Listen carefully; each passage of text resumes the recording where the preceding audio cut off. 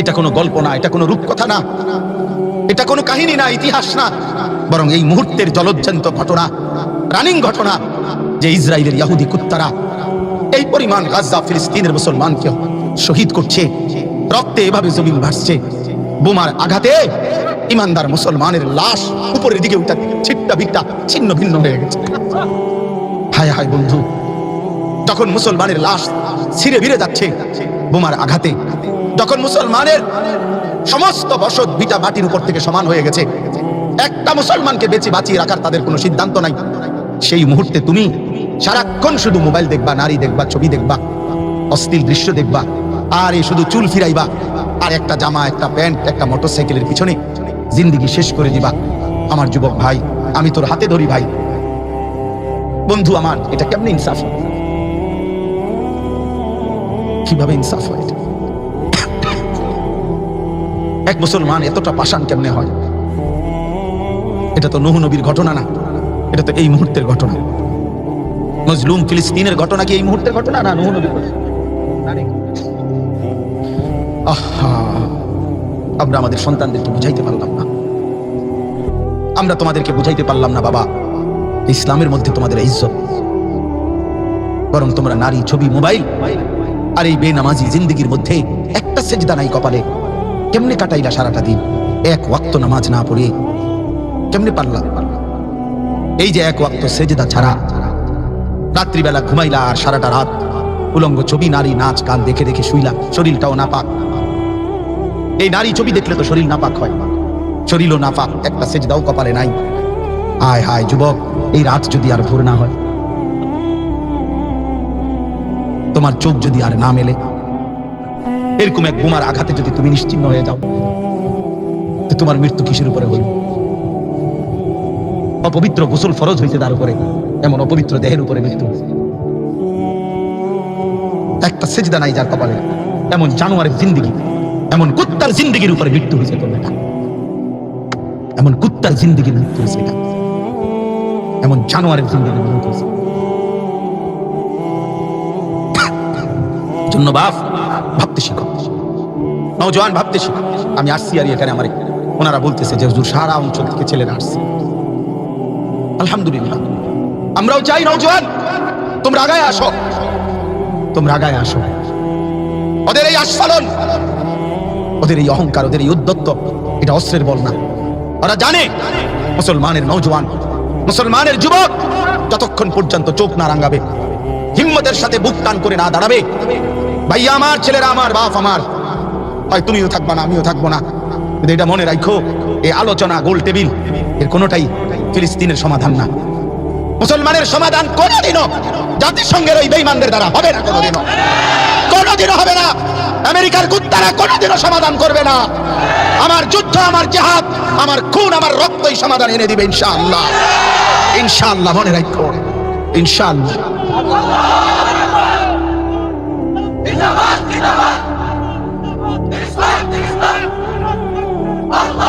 আমি সহজ হিসাব বলি বাবা, সবাই শুনেন। 1947 সালে, এর পরপরই 1948 সাল যখন শুরু হয়েছে, তখন এই ফিলিস্তিন সমস্যা তৈরি হয়েছে। ব্রিটিশ তখন তাদের শাসন ক্ষমতা ছেড়ে দিছে, ইসরায়েলের ইহুদি কুত্তারা আসা তখন 1948 সালে তারাই সর্বপ্রথম ফিলিস্তিনের এক অংশে নিজেদের একটি রাষ্ট্র ঘোষণা দিছে, ইসরায়েল নামে। এক মিনিট আমি হিসাব করি। 1948, এই যে 77 বছর, এই 77 বছর ধরে কসম আল্লাহ এই ফিলিস্তিন রক্ত দিচ্ছে। একদিন দুই দিন না দোস্ত, মোমেনের রক্ত আজ 3 বছর হয় ঝরে না। 1948 সাল থেকে নিয়ে 2025, এই 77 বছর ধরে এই ইসরায়েল জুলুম করছে, আর এই মজলুম ফিলিস্তিনি রক্ত দিচ্ছে, জীবন দিচ্ছে, জীবন দিচ্ছে। প্রতিনিয়ত তাজা খুন ঝরছে। আমার 3.5 বছরের একটা মেয়ে বাচ্চা আছে, ও সারাদিনে কতবার আমারে ফোন দেয়, বাসায় গেলে সারাক্ষণ আমারে জড়ায় ধরে, আগলায় রাখে, কি পরিমাণ আদর করে, আমি আদর করি। প্রতিবারই আমি এই কয়দিনে বাচ্চাটার দিকে তাকাই আর ভাবি, এমন 3.5 বছরের ফিলিস্তিনি বাচ্চার বাবা কই? গাজার ওই 3 বছরের বাচ্চা, সে তো তার বাবাকে দেখে না, মাকে দেখে। তারে আদর করবে কে? তার মাথায় হাত বুলাবে কে? বলো ভাইয়া, বলো। এই 77 বছর ধরে এই ফিলিস্তিন জুলুম উপরে ইসরায়েলের কুত্তারা জুলুম করছে। কিন্তু এই ৭৭ বছরে কত হাজারবার কত বৈঠক, কত টেবিল, কত কিছু হয়েছে। শুধু কথা কয় শুধু নিন্দা, নিন্দা প্রকাশ করছে। দূর করে এই বেঈমানগুলো দূরে করে গভীর নিন্দা জানাচ্ছি, দ্রুত সমাধান চাচ্ছি। এই সমস্ত তারে নারে ফালতু কথা দুই চারটা বলে বিবৃতি দিয়ে শেষ, বিবৃতি দিয়ে শেষ, বিবৃতি দিয়ে শেষ, কোনো সমাধান হবে না। এজন্য যুবক মনে রাখো, তুমি কিংবা আমি কিংবা তুমি আগামীর পৃথিবীতে ইমানের উপরে আর কুফরের এই লড়াই, এই যুদ্ধ, এই জিহাদ, এটাই সমাধান, এটাই সমাধান, এটাই সমাধান, এটাই সমাধান। এর বিকল্প কিচ্ছু নেই। খুন ঝরবে, রক্ত ঝরবে, শহীদের পবিত্র রক্তের উপর ইনশাআল্লাহ ফিলিস্তিনের মুক্ত বাতাসে একদিন কালেমার পতাকা উড়বে, ইনশাআল্লাহ উড়বেই, কোনো সন্দেহ নাই, কোনো সন্দেহ নাই। আগামীকালের ভোর যেমন সত্য হবে, ফিলিস্তিন বিজয় হবে, ইসরায়েলের কুত্তারা হেরে যাবে, এটাও সত্য। এরা সেই ইহুদি যারা বনু নজিরে হেরে গেছে, যারা বনু কুরাইজাতে হেরে গেছে, যারা বনু কাইনুকাতে মদিনায় রাসূলুল্লাহর জামানায় হেরে গেছে, যারা ওমরের জামানা পর্যন্ত হযরতে ওমর রাদিয়াল্লাহু তাআলা গোটা আরবের সীমানা থেকে যাদেরকে বিতাড়িত করে দিয়েছে, যারা খায়বরের যুদ্ধে পরাজিত হয়েছে, যারা হিটলারের নাৎসি বাহিনী কর্তৃক এই পরিমাণ তাদেরকে হত্যা করা হয়েছে, পৃথিবীতে কারোর কাছে এই ইহুদি কুত্তারা ইজ্জতের অধিকারী না। এরা সকলের কাছে ঘৃণিত, এরা মানবতার দুশমন, এরা ইনসানিয়তের দুশমন, এরা সমস্ত বিবেচনায় অসভ্য জানোয়ার ছাড়া আর কিচ্ছু না এরা। অতএব এদের পতন নিশ্চিত। সময়ের ব্যবধান কত বছর লাগবে? নূহ নবীর কওম যে দিনে ধ্বংস হয়েছে, তো প্রত্যেক জাতি, প্রত্যেক অহংকারী সমান তালে ধ্বংস হয় না, একই সময়ে না। ফেরাউন যত বছরে হয়েছে, নমরুদ অত বছরে হয় নাই, সাদ্দাদ অত বছরে হয় নাই, কারুন অত বছরে হয় নাই, সিরিয়ার জালেম যত বছর পরে ভাগছে, বাংলাদেশের জালেম অত বছর পরে ভাগে নাই। হ্যাঁ, জুলুম ঠিক, পতনও ঠিক, সময়ের ব্যবধান। কেউ 16 বছর পরে ভাগছে, কেউ 48 বছর পরে ভাগছে, কেউ 70 বছর পরে হারবে, কেউ 100 বছর পরে হলেও ইসরায়েলের কুত্তারাও হেরেই যাবে, হেরেই যাবে, হেরেই যাবে, হেরেই যাবে, হেরেই যাবে, হেরেই যাবে ইনশাআল্লাহ। বলো জিতবে কে? ফিলিস্তিন। বলো জিতবে কে? আবার বলো, জোরসে বলো, দাঁড়িয়ে বলো, সবাই বলো এক আওয়াজে। জোর হলো না? এই যুবক, আরো জোরে, আরো জোরে, আরো জোরে, আরো জোরে সব বলো। এক সুর, এক আওয়াজ, এক দাবি, এক দেশ, এক পৃথিবী, ইমানদার, মুমিন, মুসলমান। We are, you are, I am. সারা দেশে ডান দিকে, বাম দিকে, সামনে, পেছনে, সবাই বলো আরো জোরে। আমিও কালকে পুরা মিছিল করছি, মানে মাইকে স্লোগান দিচ্ছি। আমার 2 ছেলে, আমার ছোট ছেলে 7 বছরের, বড় ছেলে 13 বছরের। আমি ছোট ছেলেরে নিতে চাইছিলাম না মিছিলে, বড় ছেলেরে নিছিলাম। আমার বিবি বলছে না, ছোট ছেলেটারও নেন, আমার পক্ষ থেকে আমি ওরে দিলাম। আলহামদুলিল্লাহ, কসম আল্লাহ। ও বলছে নেন, আমার ছোট ছেলেকে আমি আমার পক্ষ থেকে দিলাম। ইনশাআল্লাহ সারা পৃথিবীর মুসলমান লড়বে ইনশাআল্লাহ। এই জন্য যুবক, তোমরা প্রস্তুতি নাও, সেজদা দাও, আল্লাহকে চোখের পানি ফেলে বলো, এত রক্ত, এত লাশ, শহীদের এত পবিত্র খুন একটি জমিনে, এত ৭৭ বছর ধরে যে মাটি মুমিনের রক্ত চুষতেছে, সে মাটিতে একদিন ইমানের গাছ উঠবে ইনশাআল্লাহ। আরে বলে কি রে, ৭৭ বছরের রক্ত, এতদিনের পানি, ইমানের বীজ ফুটবে, বিজয়ের বীজ উঠবে ইনশাআল্লাহ, কোনো সন্দেহ নেই। মালিকের, হয়তো আমরা ভাবছি একরকম, মালিকের কারিশমা, কুদরত ভিন্ন কিছু। আর মালিকে জানে তার ইচ্ছাটা কি, তার ইচ্ছাটা কি। এত সুন্দরে একদিনে ৪৫ মিনিটের ব্যবধানে জালেম এভাবে ভাগ্যা যাবে, আর একেবারে গাঁটি গুট্টা লইয়া, খেতাবালিশ লইয়া, সেলা চামুন্ডা নিয়া, এটা কেউ ভাবে নাই। বাগজে যেদিন, সেদিন আর পিছন দিয়ে কেউ নাই, নাই তো নাই, কিচ্ছু নাই, কাঁটাও নাই, গড়িও নাই, বাড়িও নাই, কিচ্ছু। এটাই হিসাব, এটাই হিসাব। ওয়াল্লাহু গালিবুন আলা আমরিহি। আল্লাহ তাআলাই তার ফয়সালাতে বিজয়ী, আল্লাহই বিজয়ী। এজন্য দোস্ত, আমার কিশোর, আমার নওজোয়ান, আমার যুবক বন্ধু, আগামীর যুদ্ধের জন্য তোমরা প্রস্তুতি নাও। আগামীর জিহাদের জন্য তোমরা রেডি হও। সারা পৃথিবীতে ঈমান আর কুফরের লড়াই হবে, এটাই সত্য, এটাই সত্য। মুমিন আর বেঈমানের যুদ্ধ হবে এবং শেষ পর্যন্ত ঈমানদারের বিজয় হবে। মাহাদির বিজয় হবে, ঈমানদারের বিজয় হবে ইনশাআল্লাহ। আমরা হতাশ না। একেবারে শেষ মুসলমানও যদি ফিলিস্তিন থেকে শহীদ হয়ে যায়, তবুও খোদার কসম আমাদের ঈমান যে ফিলিস্তিনের বিজয় হবে ইনশাআল্লাহ। কিভাবে? সে আমার মালিক জানে, সে আমার মালিক জানে। কোরআনে আয়াত আছে, আল্লাহ তাআলা বলছেন সব যদি আমার ঈমানদার ঈমান থেকে ছুটে যায়, তো ফাসাউফা ইয়াতিল্লাহু বিকাউমিন, আল্লাহ চাইলে নতুন জাতি তৎক্ষণাৎ তৈরি করতে পারেন। ওয়া ইয়াতি বিখালকিন জাদীদ, তাহলে অতএব কোনো সমস্যা নেই। বাকি আমাদেরকে কাঁদতে হবে, আমাদেরকে আল্লাহর কাছে চাইতে হবে, আমাদের সাধ্যে আর কি আছে এটা ভাবতে হবে। কথা বুঝছেন না? স্লোগান দিলাম, বিক্ষোভ করলাম, প্রতিবাদ করলাম, আলহামদুলিল্লাহ গতকালকে সারা বাংলাদেশ একসাথে গর্জন করেছে। আলহামদুলিল্লাহ প্রত্যেকেই তার কলিজার ভালোবাসা ফিলিস্তিনের প্রতি প্রকাশ করেছে। এদেশের লক্ষ লক্ষ যুবক আলহামদুলিল্লাহ প্রস্তুত আছে, যদি সুযোগ মিলতো তো ফিলিস্তিনের মজলুমান গাজার মজলুমানের সাথে কাঁধ মিলিয়ে দুশমনের মোকাবেলায় যুদ্ধ করত। এই জন্য আমি সবার কাছে অনুরোধ করছি, বাবারা আপনারাও, সন্তান আপনার, নিজের জীবন আপনার, ফিরাবার চেষ্টা করেন ছেলেকে। মোবাইলের আসক্তি থেকে ফেরান, নারীর আসক্তি থেকে ফেরান। একটা মোটরসাইকেলের জন্য ছেলেটা যেন নষ্ট হয়ে না যায়। একটা 18,000 টাকা দামের, 12,000 টাকা দামের একটা মোবাইল চালাইতে চালাইতে ইমানদারের এমন সুন্দর 18 বছরের ছেলেটা যদি নষ্ট হয়ে যায়, আমরা লড়বো কাকে দিয়ে? ইসলামের জন্য জানবাজি রাখবে কে?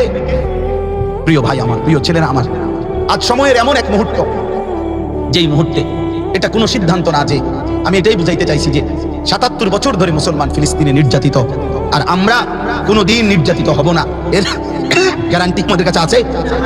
আচ্ছা, আমি আরেকটা হিসাব শুনাই। এই রোহিঙ্গার মুসলমানরা 1964 ইংরেজিতে রোহিঙ্গার মুসলমানদের উপরে জুলুম শুরু হয়েছে। এই বর্তমান জান্তা সরকার, সামরিক সরকার 1964 সাল থেকে নিয়ে আজকে 61 বছর 2025 পর্যন্ত, এই 61 বছর টানা রোহিঙ্গা মুসলমানদের উপরে জুলুম করতেছে। তাইলে এই জন্য মুসলমান এই যে নির্যাতিত হইতেছে, কাশ্মীর 1947 সালে ব্রিটিশ যখন চলে যায়, তখন কাশ্মীরের সমাধান দিয়ে যায় নাই। মানে এটা কি ভারতের অন্তর্ভুক্ত নাকি পাকিস্তানের অন্তর্ভুক্ত? হ্যাঁ, রেড ক্লিফের যে মানচিত্রে তৎকালীন একজন ব্রিটিশ বিশেষ ব্যক্তি, সে এই তখনকার মানচিত্র আইকা দিছিল, অর্থাৎ এতটুকু ইন্ডিয়া, ভারত, হিন্দুস্তান, এতটুকু পাকিস্তান। তো ওইটার মধ্যে কাশ্মীরের অংশের সমাধান দিয়ে করতে পারে নাই সে, এই যে রেখে গেছে, আজও সমাধান হয় নাই। 1947 সাল থেকে আজকে প্রায় 78 বছর ধরে এই কাশ্মীরের মুসলমানরা জীবন দিচ্ছে, যুদ্ধ করছে। সারা পৃথিবীতে দুশমন মুসলমানদের উপরে জুলুম করছে। আপনারা শুনছেন অনেকে হয়তো, ভারতের মধ্যে এই 20 কোটি ভারতের সংখ্যালঘু মুসলমান, আমাদের ইমানদারদের লাখ লাখ সম্পত্তি আছে, ওয়াকফ সম্পত্তি। অর্থাৎ ওয়াকফ বুঝেন তো না, মসজিদ মাদ্রাসায় যে জমি কি করে ওয়াকফ করে, এই ওয়াকফ সম্পত্তিটাকে সুকৌশলে এই বর্তমান এই মোদী সরকারি কসাই কুক্ষিগত করার জন্য নতুন করে বিতর্কিত ইন্ডিয়ার পার্লামেন্টের মধ্যে ওয়াকফ বিল পাস করছে, যেটার মধ্যে অত্যন্ত সুকৌশলে এমন আইন কানুন তৈরি করতেছে, যার দ্বারা অল্প সময়ের ব্যবধানে মুসলমানদের এই লাখ লাখ ওয়াকফ সম্পত্তি ছিনাইয়া নেওয়ার সুগভীর পায়তারা করেছে। তাহলে কি বোঝা যায়? বোঝা যায় হলো এই, সারা পৃথিবীর ইমানদার শেষ পর্যন্ত সমাধান খুঁজতে হবে নিজেদের জীবন দিয়ে। আলোচনার টেবিল দিয়ে ওরা আমাদের সমাধান দিবে না, দিলে তো 77 বছরের সমাধান হইত। ফিলিস্তিনের সমস্যার সমাধান হইতে 77 বছর লাগে। তাইলে তোমরা কি বলো এটা? হ্যাঁ, এই জন্য দয়া করে আজকে আমি দেখছি এই ইসরায়েলের কোম্পানি বাংলাদেশে যারা ব্যবসা করছে, মসজিদে নিজেদের বড় গেটের মধ্যে মানবাধিকারের পক্ষে একাত্মতা ঘোষণা করছি, বড় ব্যানার লাগায় রাখছে, মানবাধিকারের পক্ষে একাত্মতা ঘোষণা করছি। মানে পিঠাটাতে বাঁচানোর লেগে, কথা বুঝছেন? মানবাধিকারের পক্ষে একাত্মতা, এই কথা অস্পষ্ট। ইসরায়েলের ওরা যে আক্রমণ করছে, ওরাও বলে আমরা মানবাধিকার প্রতিষ্ঠার জন্য কি করছি, ফিলিস্তিনের উপর আক্রমণ করছি। এই কথার স্পষ্ট ব্যাখ্যা কথা। এই জন্য ভাইয়া, ওই আলোচনা গোল টেবিল সেটা রাষ্ট্রপ্রধানদের বিষয়। আমাদের একটা জিনিস মনে রাখতে হবে, আমি এটাই বুঝি যে আমরা আমাদের সমাধান আমাদের আল্লাহর কাছ থেকেই নিতে হবে, আমাদের কোরআনের কাছ থেকেই নিতে হবে, আমাদের ইসলামের কাছ থেকেই নিতে হবে। অতএব আমাদের সমাধান জিহাদ ফি সাবিলিল্লাহ, আল্লাহর রাস্তায় জিহাদ, আল্লাহর রাস্তায় আমরণ সংগ্রাম। আল্লাহ আমাদের যুবকদেরকে, ইমানদারদেরকে তৌফিক দান করুন।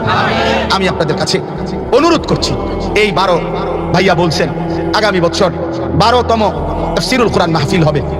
আমিও একটা কথা পরামর্শ দেই, 12তম তাফসীরুল কোরআন এক যুগ পূর্তি উপলক্ষে তাফসীরুল কোরআন মাহফিলে আপনারা বিশেষভাবে আপনারা তাফসীরুল কোরআন, কোরআনুল কারীমের তাফসীর, এই বিষয়টা এই বাংলাদেশে কি পরিমাণ খেদমত হচ্ছে, তাফসীরের উপরে কি পরিমাণ বাংলা ভাষায় খেদমত হইল, এইটার একটা দিক নির্দেশনামূলক বক্তব্য, বয়ান লিখিত হোক, কোনো একজন আলেমে দ্বীনের মাধ্যমে হোক, এইটা আপনারা জাতির সামনে পেশ করার আপনাদের একযোগ পূর্তিতে একটা ব্যবস্থা করবেন। একটা অনুরোধ। 2 নাম্বার, আপনারা সিদ্ধান্ত নেন যে আল্লাহ যদি তৌফিক দেয় 12তম তাফসীরুল কোরআন মাহফিল থেকে একযোগ পূর্তিতে পিছনের একযোগ চলে গেছে, সেটা আর ফিরে আনা যাবে না। কিন্তু আগামী বছর থেকে সিদ্ধান্ত নেন যে আমরা কমপক্ষে একটা মাহফিলের 3 জন বক্তাও যদি হয়, 1 জন বক্তা দিয়া হলেও কমপক্ষে ধারাবাহিক সূরা ফাতিহা থেকে অথবা 30 নম্বর পারা যে কোনো একখান থেকে সিরিয়ালে কোরআনুল কারীমের ধারাবাহিক আয়াতের তাফসীর শুরু করেন। আলহামদুলিল্লাহ, যেটা তাইলে তো আলহামদুলিল্লাহ, ওইটা যেভাবে চলতেছে মাশাআল্লাহ, তাহলে ওইটা যেন আরো বেগবান হয়ে চালু থাকে।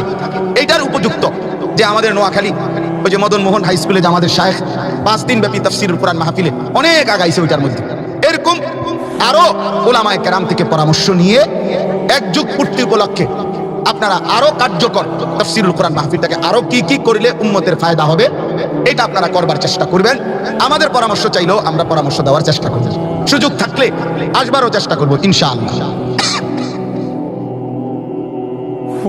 এবার আমি আমার শেষ অংশ কথা, সূরা বাকারার 185 নম্বর আয়াতের অংশ বিশেষ আমি পড়ছি। এই অংশের একটা কথাই শুধু বলা আমার উদ্দেশ্য, সেটা হলো রমজানের যেদিন প্রথম চাঁদ ওঠে, এই কথাটাই শেষ। রমজানের চাঁদ যেদিন উঠছে সেদিন আমি মদিনা শরীফ ছিলাম আমার শায়েখ আল্লামা মুফতি মুশতাকুন নবী কাসিমি হুজুরের সাথে। তো মাগরিবের সময় যখন চাঁদ উঠছে তখন ইমাম সাহেব মাগরিবের নামাজ পড়াইছে মসজিদে নববীতে, নবীজির মসজিদে। নামাজের পরে তো জানাজার এলান হয়েছে মাগরিবের পর। এই প্রথম চাঁদ উঠছে যেদিন, মক্কা মদিনায় প্রত্যেক ওয়াক্তেই জানাজা হয়, তো ওইখানেও জানাজার ঘোষণা হয়েছে। এর তখন আমার কথাটা বুঝলেন, একটা পয়েন্ট বুঝাইতে চাই আর কি।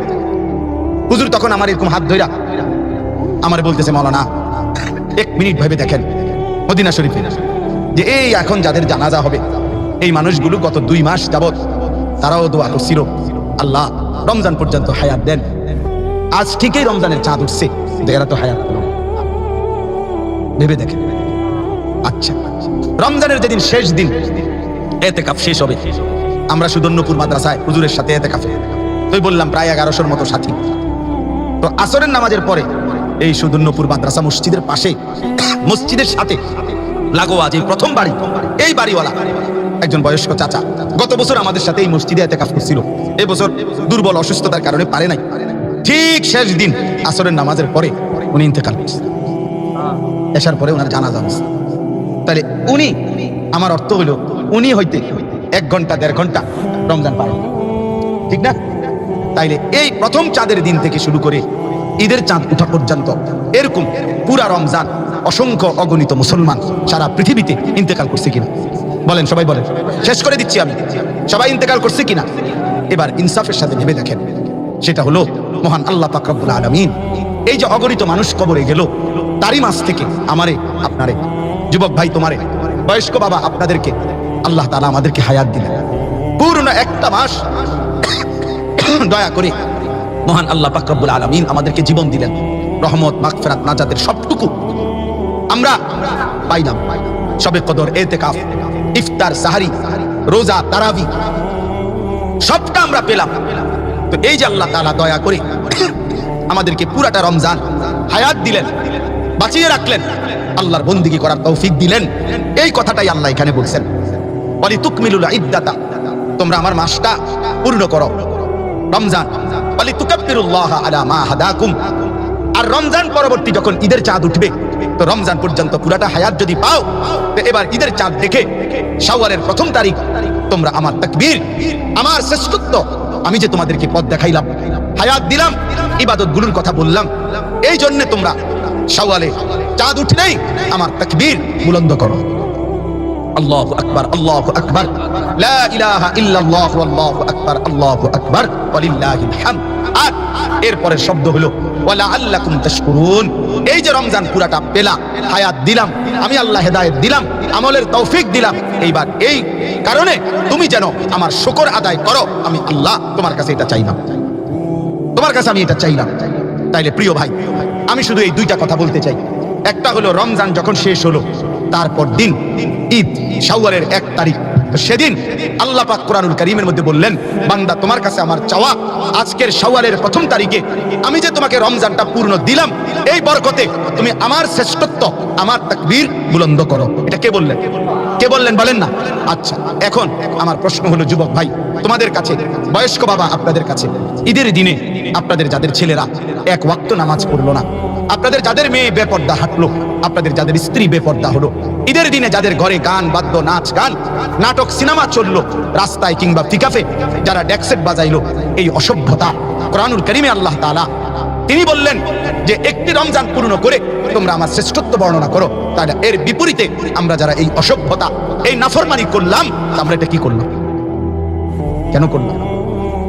আল্লাহ পাক রমজান দিলেন, ঈদের চাঁদ আল্লাহ উঠাইলেন, বিনিময়ে আল্লাহকে এইভাবে অবজ্ঞা। আল্লাহ তাআলা রহমত দিলেন, মাগফিরাত দিলেন, নাজাত দিলেন, জান্নাতের দরজা খোলা রাখলেন, জাহান্নামের দুয়ার বন্ধ করে দিলেন। আল্লাহ তাআলা শয়তানগুলোকে শেকলে বন্দী করে দিলেন। বিনিময়ে একটা মাস শেষ করতেই 1ম দিনে এই ছিল আল্লাহ তাআলার চাওয়া আমাদের কাছে। বলেন না, কথা বলেন না কেন? তাহলে ইনসাফের সাথে ভেবে বলেন, দেখেন কি পরিমাণ মুসলমান ঈদের দিনে আল্লাহর আনুগত্য করেছে, আর কি পরিমাণ মুসলমান ঈদের দিনে আল্লাহর নাফরমানি করেছে। আফসোস, আফসোসের ব্যাপার যুবক। কেন? ঈদ আল্লাহর দেওয়া, ঈদ রাসূলুল্লাহ সাল্লাল্লাহু আলাইহি ওয়াসাল্লামের ঘোষণা করা। সেই ঈদের দিনে তুমি বেঈমানের মতো নাচলা, গাইলা, ফুর্তি করলা, নারী দেখলা, ছবি দেখলা, অশ্লীল দৃশ্য দেখলা, কোনো মেয়ের পিছনে ঘুরলা, কিংবা রং তামাশায় ফুর্তিতে সময়টা কাটাইলা, একটা ওয়াক্ত নামাজ পড়লা না। এটা কি করলা বাপ? এটা কি করলে? নতুন করে ফ্যাশন বানায় নিছে, পিকআপ ভাড়া কইরা, আপনাদের দিকে আছে কিনা আমি জানি না, পিকআপ ভাড়া কইরা ব্যাক সেট এটার মধ্যে রাইখা 10টা 12টা ছেলে ফুল সাউন্ডে আপনার পিকআপের মধ্যে ব্যাক সেট বাজায় গান, আর এটা তালে তালে নাচে, বাঁশি বাজায়, বড় বড় লম্বা ওই যে ফুটবল স্টেডিয়ামের বাঁশি, এগুলো বাজায় আর নাচে, এটা তালে তালে নাচে। এটা গাড়ি একবার এক স্টেশন থেকে আরেক স্টেশনে পিকআপ যায়, আর এই মাতাল, এই তারসিরা, এই অসভ্য, এই হাইওয়ান এটা তালে তালে নাচে। সে ঈদ পালন করে। আমার ছেলে 2 বছর আগে, আমার ছোট ছেলে আমার এটা জিগাইছিল, ঈদের দিন ঈদের নামাজ পড়াই আমি তারে নিয়ে যখন আসতেছিলাম গাড়িতে, আমার ছেলে পিকআপের মধ্যে এই নাচানাচি ব্যাকসেট সহ এটা দেখছে, দেখা আমার ছেলেটা তখন আমার জিগাইছিল, আব্বু আব্বু এরম করে খায়, এরম লাফাকা। তখন আমি তারে বলছিলাম, আব্বু এরারে আজকে সকালবেলা আব্বা কুত্তায় কামড়াইছে। হ্যাঁ, আমার এই বয়ান এখনো মোবাইলে আছে। এরারে কুত্তায় কামড়াইছে, এরারে কুত্তায় কামড়াইছে, কুত্তায়। এই জন্য বললাম, আব্বু সকালবেলা ঈদের দিন দোকানপাট বন্ধ, ডাক্তাররাও ছুটিতে, এই জন্য আব্বা কুত্তার কামড়ের ওষুধ পাইতেছে না দেখা, এই জন্য লাফাইতে আছে। এই জন্য নাই তো তোর সমস্যা কি জানিস? তুই এরকম লাফাস খা না রে, তোর ব্যারামটা তুই কর। হ্যাঁ, তোর ব্যারামটা কি হয়েছে? তোর কুত্তায় যদি না কামড়ায় তাহলে তুই নাচলি কেন? এই জন্য যুবক, কেউ যদি এমন নাফরমানি করে থাকো, তো এর চাইতে বড় অসভ্যতার কি হইতে পারে? এই জন্য আমি বলছিলাম যে এক পিকআপের মধ্যে রোজার ঈদে এই ছেলেরা যে লাফায়, আর কোরবানির ঈদে এই পিকআপে করে গরু আনা নেওয়া করে, দেখবেন। এই জন্য এইভাবে একসাথে মিলাইয়া ছবি দেওয়া উচিত তার। হ্যাঁ, বুঝছো না কথাটা? এই 2 পিকআপ একসাথে করে ছবি দিবা, যে এক পিকআপের মধ্যে ডেকসেটওয়ালা ছেলে লাফাইতেছে, আরেক পিকআপের মধ্যে কোরবানির গরু আনা, দুইটা একসাথে দিয়ে লিখে দিবা যে এই যে 2 গরু, একটা রোজার ঈদের গরু, একটা কোরবানির ঈদের গরু। একসাথে কি দিবা? ক্যাপশন দিবা, এটা লিখে দিবা, এটা যে কি এই দেখেন 2 গরু, এটা হলো রোজার ঈদের গরু, এটা হলো কোরবানির ঈদের গরু। 2 ছাগল, এটা এর চাইতে নিকৃষ্ট আর কি? এজন্য ওয়ালি তুকাব্বিরুল্লাহ আলা মা হাদাকুম, আল্লাহ বলছে তাকবীর বলো, আল্লাহ বলছে আমার শ্রেষ্ঠত্ব বলো, আমার বড়ত্ব বলো।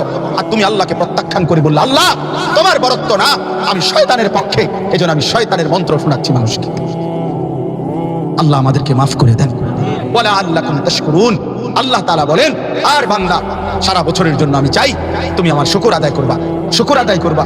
আমি হায়াত দিছি, আমি ইবাদতের সন্ধান দিছি, আমি হেদায়েত দিয়েছি, আমি তোমাকে তৌফিক দিয়েছি, আমি হায়াত দিয়েছি, অতএব বাকিটা বছর তুমি আমার শুকর আদায় করবা, আমার শুকর আদায় করবা।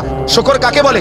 কৃতজ্ঞতা বলতে কি তাফসীরের মধ্যে আছে, যিনি দিয়েছেন তার মর্জি মতো কোনো জিনিসকে ব্যবহার করা, এটাকে বলে শুকর, কৃতজ্ঞতা। তা আমাদের সমস্ত কিছু আল্লাহ দিয়েছেন, অতএব আল্লাহ পাকের মর্জি মোতাবেক ওই জিনিসকে ব্যবহার করা, এটাই হলো শুকর।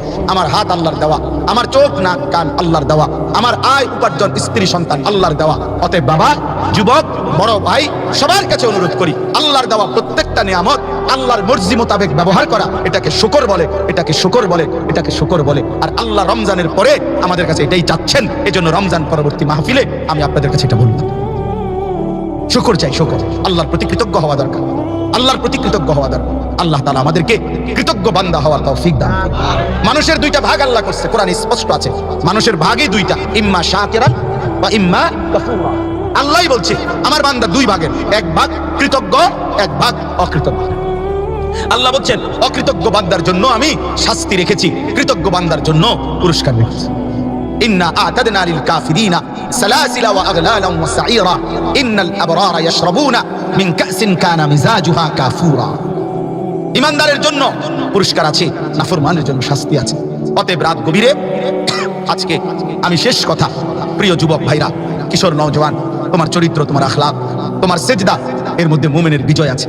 আগামীর ইসলামের পতাকা উড়বে ইনশাআল্লাহ, তোমার সেজদার বরকত ইনশাআল্লাহ। তুমি হাইরো না, আমার হাত জোড় করে অনুরোধ। চাইছেন ভাইয়া আপনারা আমি আরেকবার আসি, আমি মনে করেন চাইলাম, কিন্তু এই আসমানওয়ালার ফয়সালা তো লাগবে। আসমানওয়ালার ফয়সালা লাগবে কিনা বলেন? মালিকের ফয়সালা লাগবে, মালিকের ফয়সালা লাগবে। এই জন্য এত যুবক ভাই, কিশোর ভাই, তোমাদের কাছে অনুরোধ ভাই, তোমরা আখলাক নষ্ট করো না, তোমরা তোমাদের চরিত্র নষ্ট করো না ভাইয়া। তোমরা নামাজ পড়ো বাপ, নামাজ পড়ো। আমি নিজে আরবি কিতাবে পড়ছি, ইয়াহুদিদের যারা পাদ্রী, ইয়াহুদিদের যারা ধর্মগুরু, এই যে ইসরায়েলের, তাদের একটা ভবিষ্যৎবাণী আছে, ধর্মের বাণী। কি তাদের ধর্মের বাণী হলো, ইয়াহুদিরা মুসলমানদের হাতে চূড়ান্ত হারবে কোন দিন, এটা তাদের একটা ভবিষ্যৎবাণী আছে। মানে ইয়াহুদিদের যেটা কি, সেটা হলো ইয়াহুদিদের ধর্মগুরুরা বলে যে মুসলমানদের হাতে ইয়াহুদিরা চূড়ান্ত ভাবে হারবে সেদিন মুসলমানদের জুমা এবং ফজরের মুসল্লি বরাবর হবে যেদিন। কসম আল্লাহ, আমি এটা নিজে কিতাবে, ওই কিতাব আমার কাছে আছে, এটার অনুবাদও আছে, ফজর আর করবো না কাজা, এই নামে সার্চ দিলে পাবেন বইটার নাম। ডক্টর রাগিব সারজানি, মিশরের কায়রোর একজন অনেক বড় ইসলামিক চিন্তাবিদ, ওনার লিখা বই ওইখানে আছে। মুসলমান যেদিন জুমা এবং ফজর সমান সমান হবে জামাত, আজ আমাদের জুমা আর ফজরের জামাত বরাবর, বলো ভাইয়া চলো নাই। যে মানুষগুলো জুমার নামাজ পড়ে, যে যুবক তোমরা জুমার নামাজ পড়ো ভাইয়া, তো কেন ফজরের নামাজ পড়ো? জুমার নামাজ যদি তোমার উপরে আল্লাহ ফরজ করে, তো ফজরের নামাজও তো আল্লাহই ফরজ করেছে। ফজরের নামাজে যদি উঠতে কষ্ট হয়, তো 1 ঘন্টা পরে তুমি কেমনে উঠো? 2 ঘন্টা পরে তুমি কেমনে উঠো? 2 ঘন্টা পরেই 8টা বাজে যে মানুষটা উঠতে পারে, সে কি 6টা বাজে উঠতে পারে না? সে কি 5টা বাজে উঠতে পারে না? হ্যাঁ। যে মানুষটা রাতের 3টা বাজে ট্রেন ধরবে, সে কি ট্রেন স্টেশনে পৌঁছে না? যে মানুষটা রাতের 2:30টা বাজে বিমানে উঠবে, সে কি বিমানের জায়গায় এয়ারপোর্টে যথাসময়ে পৌঁছে না? তাহলে বিমানও যদি টাইমলি ধরা যায়, ট্রেনও যদি যথাসময়ে ধরা যায়, ফজরের সেজদাটা ধরা যাবে না? বলো না যুবক। কোরআনুল কারীমের মধ্যে এই কথা স্পষ্ট আছে, আল্লাহ তাআলা 3টা আমল বলছে, 3টা আমল কোরআনে আছে। আল্লাহ বলছে 1 নাম্বার ফজর সহ 5 ওয়াক্ত নামাজ। কেমনে বলছে? এম বলছে, এম হ্যাঁ, ওয়া কুরআনাল ফজর আকিমিস সালাতা লিদুলুকিশ শামসি ইলা গাসাকিল লাইলি ওয়া কুরআনাল ফজর, আলাদা ফজর সহ 5 ওয়াক্ত নামাজ। 1 2 তাহাজ্জুদ, 2 কি তাহাজ্জুদ, রাত্রি গভীরে যেই নামাজ। 3 নাম্বার দোয়া, বেশি বেশি কি দোয়া। তা কি বলছি কোন বলে না ভাইয়া, বলো না। 2 নাম্বার, 3 নাম্বার, আল্লাহ ওয়াদা দিছে বন্ধু এই 3টি আমল পূর্ণ করেন। এরপরেই 4th নাম্বার আয়াতে, এই 3 আয়াতে 3 কথা বলে আল্লাহ 4th আয়াতেই বলছে ওয়াকুল জা আল হাক্কু ওয়া যাহাকাল বাতিল। এরপরে আপনি দেখেন এখন, এরপরে আল্লাহ বলছে 3টা বুঝ দিবেন, আমি আল্লাহর কাছ থেকে হকের বিজয় বুঝে নিবেন। সুবহানাল্লাহ। হক বিজয় হলো যাহাকাল বাতিল, বাতিলের প্রথম। আপনি শুধু এই আয়াত তো কইলে হইতো না, পিছনে 3টা আমল করতে হবে। আচ্ছা আরো মজার কথা শুনবেন, এইটা যে এই সূরার মধ্যে, এই সূরার নাম হলো বনি ইসরাইল। এই বনি ইসরাইলি হলো এই ইহুদি। বাহ, বোঝেন? এই বনি ইসরাইলি কে? এই ইহুদিরা, এরাই বনি ইসরাইল। এই বনি ইসরাইলি ইহুদিরা। তাহলে ওই সূরার মধ্যে আল্লাহ তাআলা এই তিনটা আমল বলেছেন। তাহলে মিলছে কিনা কথাটা? এজন্য বন্ধু, আকিমিস সালাতা লিদুলুকিশ শামসি ইলা গাসাকিল লাইলি ওয়া কুরআনাল ফাজর ইন্না কুরআনাল ফাজরি কানা মাশহুদা। এই এক আয়াত, ওয়া মিনাল লাইলি ফাতাহাজ্জাদ বিহি নাফিলাতাল লাক আসা আন ইয়াবআসাকা রাব্বুকা মাকামান মাহমুদা। এই দুই আয়াত। তিন, ওয়া কুর রব্বি আদখিলনি, এই যে রব্বি দোয়া, রব্বি আদখিলনি মুদখালা সিদকিন ওয়া আখরিজনি মুখরাজা সিদকিন ওয়াজআল লি মিন লাদুনকা সুলতানান নাসীরা। এই তিনটা দোয়া হলো। এরপরে চতুর্থ আয়াত, ওয়া কুল জাআল হাক্কু ওয়া যাহাকাল বাতিল ইন্নাল বাতিলা কানা যাহুক। আল্লাহ বলছে আমারে ফজর সহ 5 ওয়াক্ত নামাজ বুঝ দাও। তোমরা এই মাঝখান দিয়ে 3-4 জন ছেলে, আল্লাহই জানে তোমরা কি শুনছো না দুষ্টামি করছো। আল্লাহ তোমাদের হেদায়েত দান করে। ঠিক আছে ভাইয়া? যদি খামখেয়ালি করে থাকো, আল্লাহ তোমাদের বিবেক দান করে। বাকি আমি কয়েকবারই দেখছি তোমরা হাসাহাসি ধাক্কাধাক্কি করছো, এটা ভালো হলো না, পছন্দ হলো না তোমাদের। এতটা গাফিল হইও না যুবক, এত গাফিল হইও। ওরাও যুবকই। আল্লাহ যদি সুখ তুলে নেয়, মুখের হাসি মিটায় দেয়, একদিন চোখের পানিতে নদী বয়ে যাবে, সাগর বইবে, সাগর বইবে। হ্যাঁ, এই যে কত বাচ্চার সাক্ষাৎকার আসছে, শেষ পর্যন্ত বাচ্চা, 8 বছরের বাচ্চা ঘুরতে ঘুরতে শেষ পর্যন্ত হাত তুলে বলছে, মা আমি আর পারলাম না, বাবা আমি আর পারলাম না, বাবা আমি কাউরে কোথাও পাইলাম না, কোনো আশ্রয় পাইলাম না।